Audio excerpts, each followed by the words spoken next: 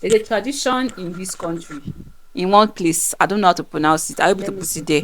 Chopadi or Is this Chow Nigeria Padi is not or Nigeria. in Africa? Is in Africa. They have a taboo, menstruation taboo, where a girl during her menstrual period, she's sent out of the house to another mod or to a hut because it is believed that she will bring ill luck or family bad luck because she's in a menstrual cycle. And you are telling me that this is not a problem. How can you say a lady that is doing something that is part of life, part of, is because she has not yet, been sexually active, that's why she's not yet pregnant.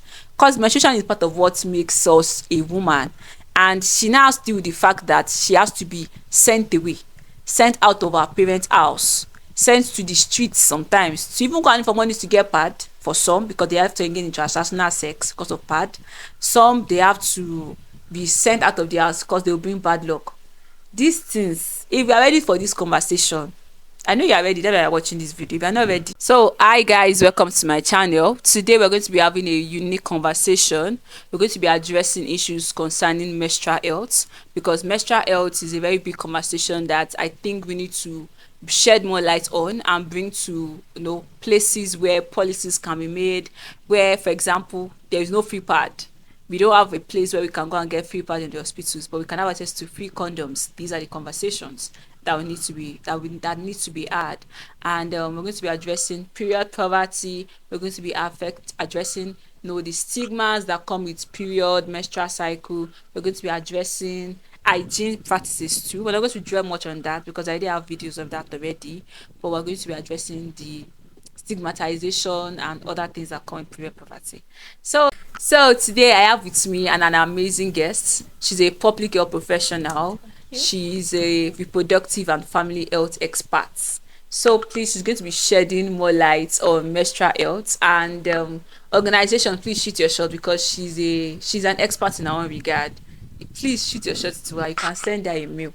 You can check for her online. Just Blessing Agbano. Her name is Where is Blessing this? Agbano LinkedIn. on LinkedIn. Reach out to her on LinkedIn and you can have serious conversation together. If you want her to come and speak about these issues, by the time you are done with this video, you will see this when I'm saying all these things. Because I'm not just gassing my friend up. Okay. I'm not just gassing this expert up. She's an expert in her own regard. Thank you very So, much. Blessing, I want to first share a scenario with you because the day you shared that story with me, I was shocked. Because I was like, I never knew that period poverty is that deep. On, like, let me share the information with you guys. She was telling me one day about a particular girl that died from using a menstrual pad for more than 24 hours. And I was shocked. I was like, how can someone even wear a pad for 24 hours in the first instance? That's to tell you that there are problems. Like the girl wore the pad for more than 24 hours and maybe there was shock waves and if there was infection, there was a lot of things that must have gone wrong. Maybe she must have had other health concerns and she passed on. And that issue that also has to do with menstrual health is when people that have to be hospitalized during their menstrual cycle because they are doing menstrual cycle. I want to just like shed more light on these problems because people don't know that this thing is a problem. I want to state the problems out for you. Maybe the prevalence of period poverty, people that are engaging in transactional sex because of period poverty, people that are engaging in so many issues because of period poverty. Please, over to you. Thank you. It's nice to be here. Okay, the last time I was on Oyepel TV, but this is Global Precious. So hello everybody. Today's topic, like she said, is on menstrual health, issues in menstrual health. Like we have menstrual poverty. We also have lack of knowledge about menstruation, but I think she has done a video on things to teach your child, your girl child, about menstruation before she even commences her menstruation. So now the question is what now? It's on period poverty, like the prevalence Okay, okay. and all these I things. cannot give definite prevalence now because to state facts, you have to back it up with some references. But in majority of the, okay, let's say for example now, period poverty according to this article by UNFPA, published June 27, 2022, talked about the period poverty as a result of humanitarian crisis occurring in Borno State. Many of the displaced women, the children the girl child do not have access to menstrual products. They do not have access to proper care, proper menstrual hygiene, because menstruation is okay. From menstruation now, you need to have period products to take care of yourself, like for absorbance of the period. As well, there's hygiene part of it. Where do they change? Where are they going to clean up? Like, the place is already difficult as it is. Some really have their bath daily. Imagine a lady that is on her period not being able to have a bath. Not just, it can be quite uncomfortable for ourselves. Now imagine you are in school, you had your period, your pad or your tampon since morning, and you don't have a place to change. There's this Happening itchy. uncomfortability. You start thinking, oh, am I smelling, am I stained, and the likes. So UNFPA team visited the GRA model school in 2022 and educated the adolescent girls and boys on sensitized them on menstrual health and menstrual hygiene management, emphasizing the role of the school management in availability of water. Now, this is even in Borno State, where we can say, oh, things are a bit difficult due to the crisis occurring there. But let us even come back to normal, a place where we still have a little bit of normalcy. That even in school, we know how difficult some schools, like how difficult it was for us to change in school. We still have private schools. Let's not even talk about maybe Government government school, schools. We still have private schools that have toilet toilet facilities. facilities toilet facilities, and they have, of course, the girls toilet is different from the boys toilet. And we know that girls are on their period, there will definitely be a girl on her period daily. Sure. Now there is no water in the toilets. The toilets are messed up. They don't have those cleaning the toilets for them. How exactly are you expected to change in such a place? Like, how are you expected to change when there's no water? You cannot clean up. Everywhere is just messy. If you are stained, what are you going to do? Because I remember there was a time in secondary school then when I had to, oh, before that, I did not even have to change my pad because I didn't have a heavy flow. Whatever I wear to school, once I get back home, that's when I'll change, because I know I It can never be me. maybe there's no water or the toilet is locked, things like that. Not, it wasn't that good at that time. There were days when there was water and it was clean, but it was not a daily thing. So this story is even about when, okay, my period met me in school and I needed a pad. I remember asking my colleagues in class if they had a pad. Many of them were saying, no, I don't have. I don't have. Well, it's normal, especially day students, they may not have. Hostel students, maybe they cannot go to the hostel at that time, to hostel to pick up the pad. It Some was sick just, bed too does it not was have. just crazy. The sick bay did not have a pad. There was no pad. The It was just crazy. And also, you know how this poop, I mean menstrual poop or whatever they call it, this diarrhea that comes with menstruation, Yeah. where you need to go to the loo, but now you can't even go, you can't clean up. That time I was just checking the time. Okay, it's 12, it's 1, it's 2. Thank God for tissue paper. I went to get tissue paper. Until later, well, there was another time when I had to change my pad in school.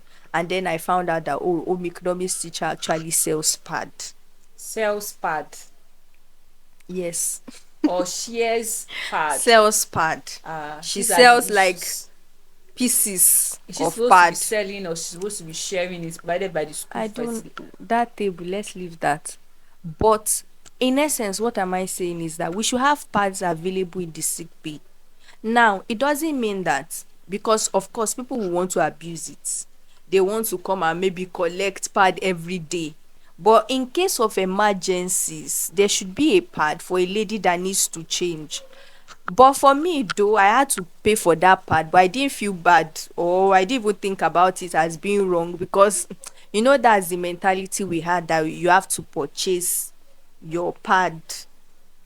Also, I just want to like shout out to Always, so because I remember that before I even knew what menstrual period, although my mom had told me something about it before then, but they shed more light. They explained to us how to use the pad. I had not started menstruating then, and I already had a pack of Always before menstruating. It was in GS1. I already had a pack of Always then. They did a good work. I don't know if they still do it today.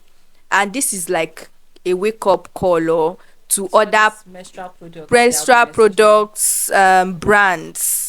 I don't want to start mentioning names, but it's time to I can wake up. also reach out to. Yes, brand ambassador. Or yes, we actually go to Secondary secondary school. schools to educate them, so you can reach out to us if you want us to, if you want to partner with us to go to the schools, share parts to many of these girls that cannot afford it, And also educate and them. also educate them on the use, the importance of How to menstrual wear. hygiene, how to wear I will share my pad, own story. uh, how to wear pad, and so on. So menstrual poverty is a thing, because if we look at it, many of our mothers back then did not necessarily use pad, did they? No, They they waste used clothes. clothes. And it will interest you to know that even till today, there are young girls that are using clothes. Young girls who do not have maybe more than two clothes. And then some of them don't even have the chance to let the clothes dry before they reuse. Imagine using a damp cloth to absorb your period again. And this, there was a research done in Kaduna that showed that many of them did not even have enough clothes for period. Some of them were tearing up wrappers to use as their menstrual product to absorb their period. And they realized that some of them, they do not have the chance to like dry it enough before they reuse.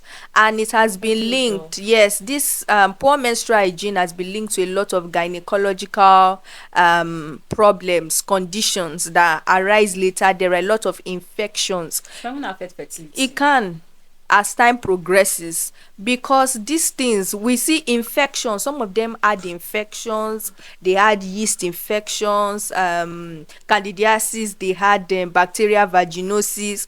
When they are stinking profusely during their period, you are not supposed to smell during period. Like the blood has its smell, but you are not supposed to smell foul during period. That means there's something up, whether you have a heavy flow that you really need to change, or something like that. And many of them do not go to school since they don't have what to absorb their periods with. So I don't know if research has been done about that in this Ibadan sha. There But might be. you can put it like words by the side of the video, maybe like facts or something. Statistics, yeah. Yes, in this Ibadan, I'm very sure there will be people that cannot afford pads here, because we ourselves, we know how much. When we want to buy pad, we're like, Ah, the calculation. See and you are that going to use a pack per month. And this for is a a flow, necessity. and it's a necessity. Sometimes you're like, do I have to change 3 times? But you have to. 8 hours is the recommended time to use your pad. Yeah. That's 8 times 3 is 24. How many times do we actually do 3 times? Now imagine those that are using two pad at once, because I use two pad at Imagine those with once. heavy flow using two pads Yes. at once. So, well, that's why I'm happy about this new period product. I don't think, I no, don't think it's I common should I should everybody, not or don't mention the mention name, their Abby. name. Not But sponsored. So this new pad, made for Nigerian women by a Nigerian. Nigerian Abby. Yeah. Can't remember how they put it anyway. But you need to see the length of this pad. You need to see, this thing with, when you're on your period and you want to sleep, you use tissue paper to shock it behind and put some put tissue paper in front, because while you are sleeping, the period can decide to flow forward or Yeah. backward. So you don't want to wake up with your bed stained, or when you are sitting for a long period of time, it can flow to whichever. But this pad I saw is not yet available in different places, at least in Ibadan. I've Nigeria, not yeah. seen it, Even but let I've alone seen outside it in Nigeria. Lagos. Yeah. I think we should focus on ourselves in Nigeria first. No, like we should focus on ourselves first before it should be in every state. Then they can now move out of Nigeria Sure, to other sure. African countries. But Nigeria first, because there's huge burden of this menstrual Poverty. poverty. And according to the advertisements on their page, I saw that it was even an affordable price Yeah. for that length. The length is fantastic from front to back. Secondly, the number, is it not 10 in a pack? 10. They have For 10, the 10. price, it's amazing. If they can continue that way, and if they can have people partner with them, Invest in their invest company. in them, yes, invest, partner with them. If we can have UNICEF Nigeria with them, if we can have, Even the federal government of Nigeria. well, if we can have that to the Ministry of Health, if they Yes. can, partner with them, just assist them so that this issue of menstrual poverty can come to an end. You were saying something about this what's it called, a country where they, Yeah. There's a particular country in Africa, yeah, where they engage the girls, adolescents between 9 to 14, and those that are also teenagers engage in transactional sex so they can afford to buy a menstrual pad. The day I read it, I was like, and this is actually an article, it was a research done in that country in which someone had to like engage in transactional sex, and they're like, oh, people are not engaging in sex because of money, because maybe they want to eat, because they want to be able to afford a pad. And in this same country, I don't think it's there's another country also, I think in the Asia part, where maybe India also, where the girls can't afford to buy a pad. So what some of them do is that they don't go to school, because if you should go to school, you have to wear pad. They don't go out because if you should go out, people will stigmatize against you. Most of these people also, they don't have friends, because if they should associate them with people will say, ah, why are you smelling, your part this, your part that, and people don't learn to keep quiet. They will just, people will chook mouth in your matter. They won't really say something. So they're like, menstrual poverty is a big issue.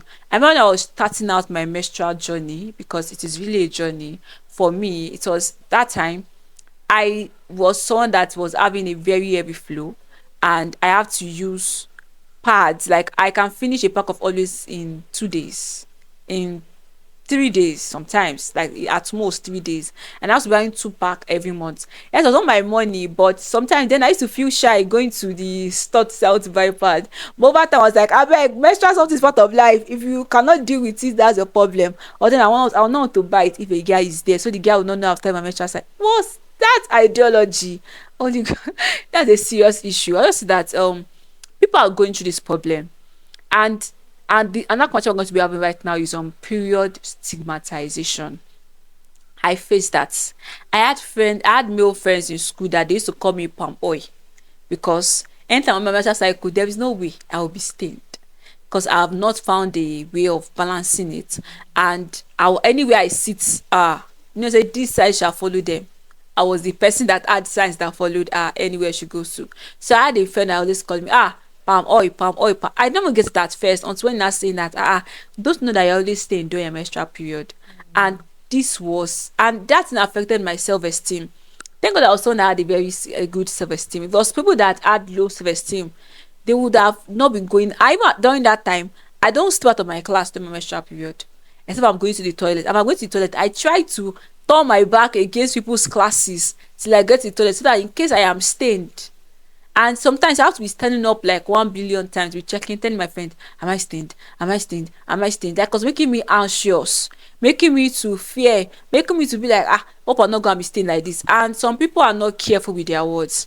I remember one time one person I was having a conversation with someone about this menstrual issue, and she was like, one day one woman was wearing a white gown, and she was walking on the street and she was stained. She didn't know that she started her menstrual period. She just finished making her yarn, she was going home. That's why a guy just said, ah, can't you see that you are stained palm oil? So she turned and she faced the guy and she said, that is why I'm a lady. If I'm not stained, you won't know I'm a woman. I said, ah, that's because she have a healthy self-esteem. Oh. So a woman will not take it that way. Like they will feel bad. She will go and for a rapper. She said she's not going to tie anything because she was going to walk to her car and drive home. I remember when I was also in primary school or early secondary school, I had not started my menstrual cycle then. My mom carried one woman that time, and that woman, she don't know that she started her menstrual cycle. She stained the car.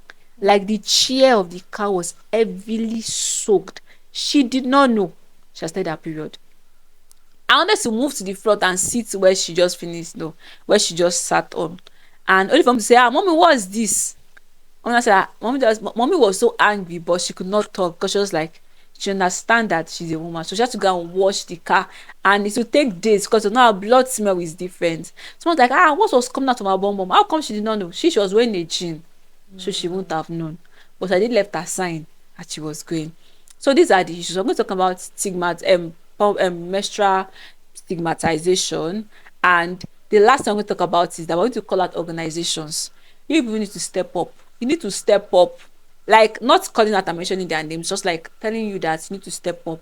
These things are a problem. Help girl child, and help us to teach the we need to teach the boy child so they can help the girl child, because you know, be making jest of your female friends, you're not making jest of your, let that some girls dey say that, ah, they don't like it when they are girls that are on their period.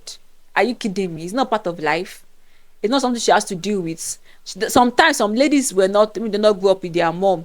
They grew up with a family or someone that did not even care about them, and they start their period suddenly. What should they now do?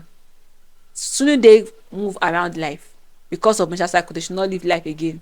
So number one issue I will talk about in menstrual stigmatization is low self-esteem. That's the issue that comes. That's the stigma that comes with menstrual cycle.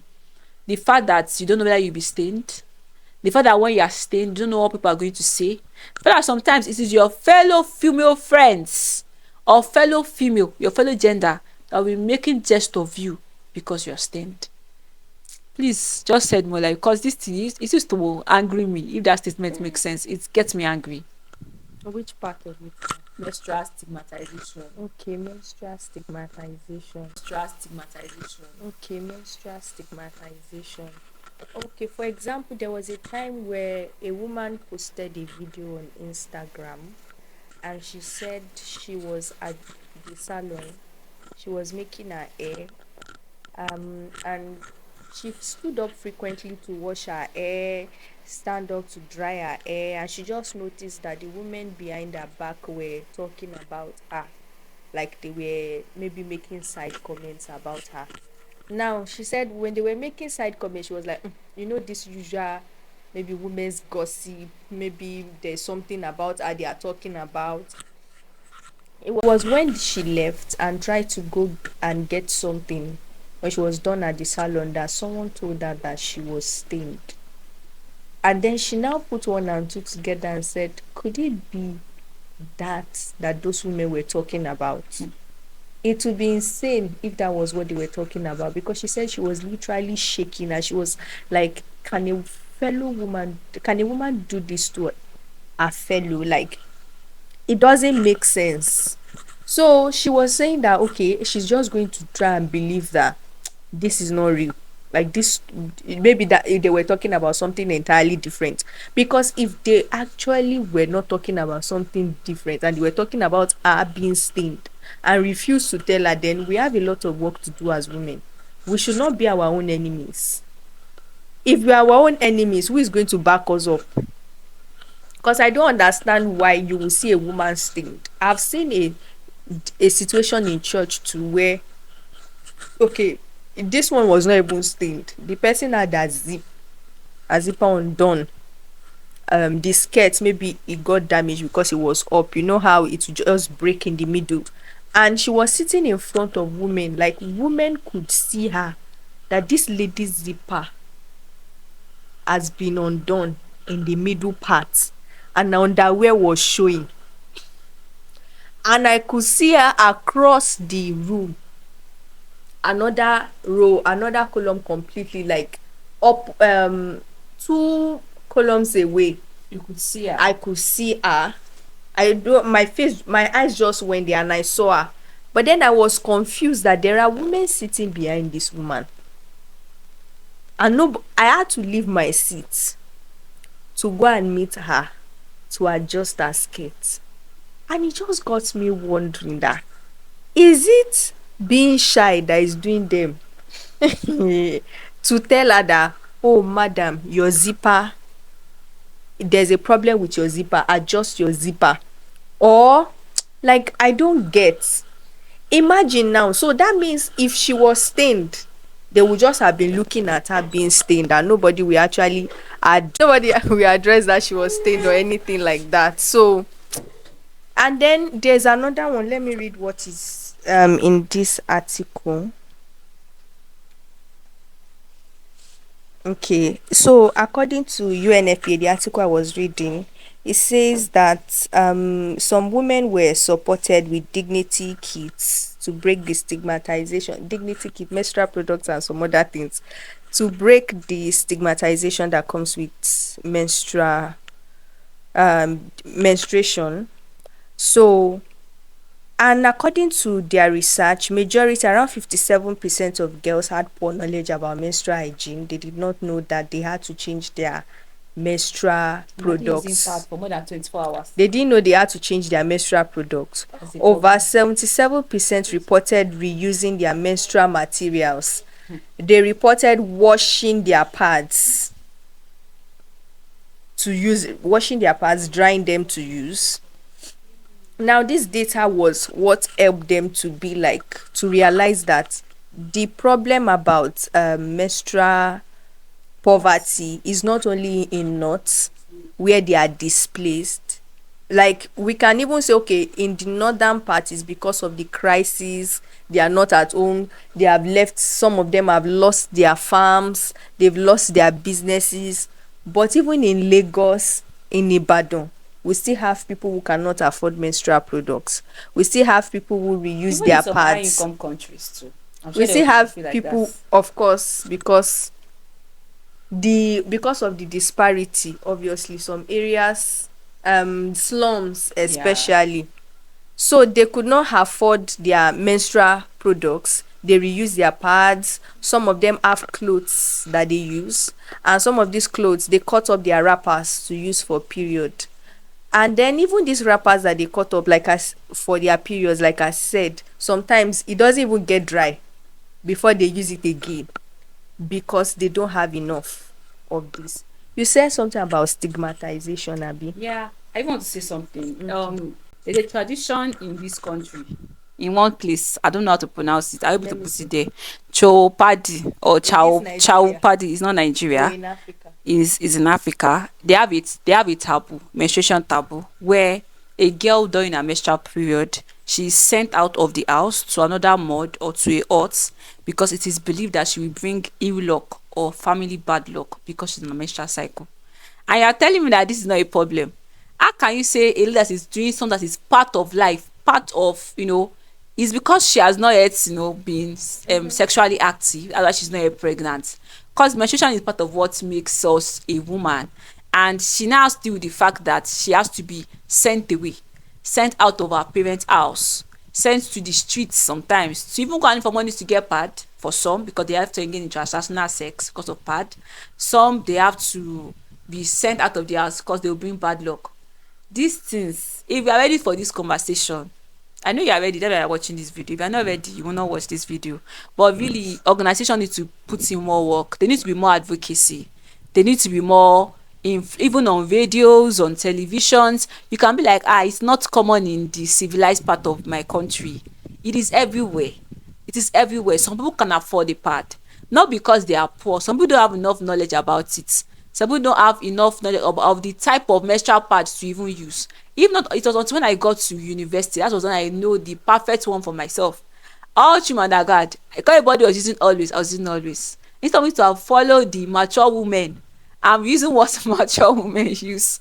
But because there was no enough knowledge, I did not know all these things. So we're going to be ending this video by just addressing some stigmas and just coming to a conclusion that, please, more hands need to be on deck. Just in the next few minutes, just share whatever things that just feel like you have not added to, you have not said about menstrual poverty, about menstrual, problems, or problems that have to do with menstrual poverty, like that. Yeah. Okay, so there's this article I just came across now, 2023 May, and by Margaret Alade. I don't know. I'll just Alade put Shelu. I'll just maybe you just put the name. So she said we hardly talk about the fact that according to Minister of Women Affairs Pauline Talin, more than 37 million girls and women in Nigeria cannot afford menstrual hygiene products. This means that every month, more than 37 million girls and women are unable to safely manage their periods, limiting their ability to study, to work, and live their lives normally. Sanitary pads in 2013 was 250 naira. In 2022, that same a particular product that same pad is now 700 naira. In 2024, small of them, but that same part is 1,000 plus. Then in a country like Nigeria, where 40% of Nigeria's population live on less than $1 per day, menstrual pads typically cost up to $1 Or more than $1. or more. Hey! Some girls and women are forced to engage in sexual activities with men just to be able to afford their menstrual products. When girls can't afford to pay for their menstrual products, they resort to cheaper, unhygienic options like rags, toilet paper, and even old newspaper. Can people hold anything? They soften it up. There was actually a video one time. The newspaper, they ruffle it like this, so it becomes soft. Then they roll it to hold their period. And then I have here that even though period poverty is the reason why 24% of Nigerian girls, so this time we have facts, miss classes during their menstruation because of their inability to afford hygienic menstrual products, it still remains a gender issue that is hardly spoken about due to patriarchal and religious stereotypes. These are the So issues. these are the If we issues. keep stating the problem, we will not live today. See, because okay, let me quickly say this. There was a lady who was scheduled to take exam in Oyo State, even though she lived in Ogun State. By the time she arrived at her jam center, she had already exhausted the little cash her mother gave her due to high cost of transportation. So when she got her period, instead of taking the exam, she was forced to walk the lonely streets of Wakajaye Ibadan, Ah, looking for an adult that could spare her 600 naira to buy a pack of sanitary pads. She wanted to become a lawyer for the longest time. Her JAMB exam was all she spoke about. This was the story of a lady that was interviewed during this research. so that's the that is a problem. And for ladies that maybe you go about with extra pad, help your fellow sister. Don't be stingy. I know that yes, it Don't is say I don't expensive. have. If you have one with you, please share. Share to your sister. If you are in your religious center, your small sister, please, you are share. I remember there was a time when I was doing my A levels where one girl was passing a purse around to everybody, and she was like, inside the purse, you open it, you say paper inside. Please, do you have a pad? Let me put it inside. And we were more than 300 girls. That day, I just went about with my own pad as usual because my own I can be cut on fresh. So I gave it to her. I'm sure some people would have had pad with them, But they but were were not not willing to ready to let it let go. it go. So please don't be stingy. It's like what Kile was saying the other day that in school, she wanted a pad. She asked those that were in the hostel, and those that were in the hostel were telling her that they don't have pad. How is that How will possible? you be a girl and you are a girl, you are in the hostel and you don't have pad in the hostel? Even if one person, it can't Ah, be all of you in the class that won't have stop pad. being stingy about pad, Please please. share. And women, don't stigmatize against your fellow women if they don't have pad. Help them if you can. If they are stained, tell just go and meet them. Say it kindly. Ma, please, you are stained. or sister, you are stained, just say it in a kind way. Say it in a kind way. Show kindness.